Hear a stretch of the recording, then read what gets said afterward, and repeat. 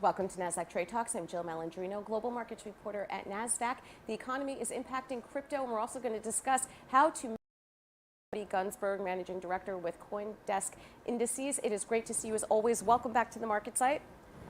Thanks for having me. Yeah, and we know today's economic conditions are difficult for most assets right now, but why might they be even more difficult for crypto?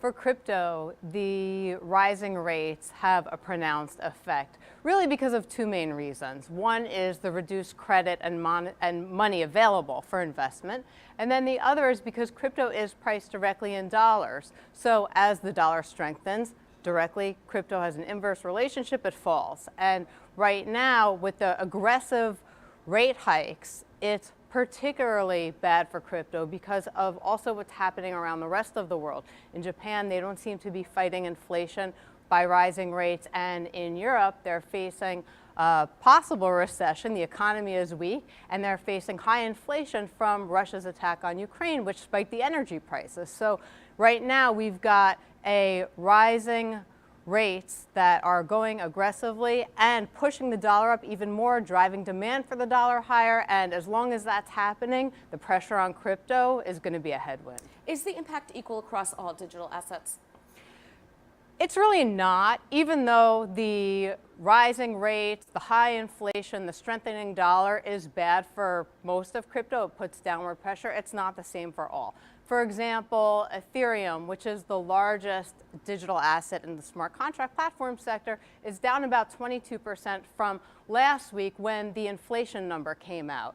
And the DeFi sector that is built so much off of the smart contract platforms was down about 17.5%, which is more severe than the 13.5% drop that we saw from the CoinDesk Market Index, which is a broader measure. And the culture and entertainment sector, that's the popular one that we all love with the art and the metaverse and NFTs, that held up best, losing just shy of 7%. And that actually outperformed a bunch of the equity sectors like the real estate, the technology, the materials, communication services. You can see how the high inflation and rising rates really impact the sectors differently. Let's talk about Ethereum for a moment, because to your point, that really is the building blocks of what we know as DeFi. Is there to invest in that space without losing money or reducing some of the risk? We can manage the risk, especially now with some of the derivative tools that have been launched. We've got futures contracts.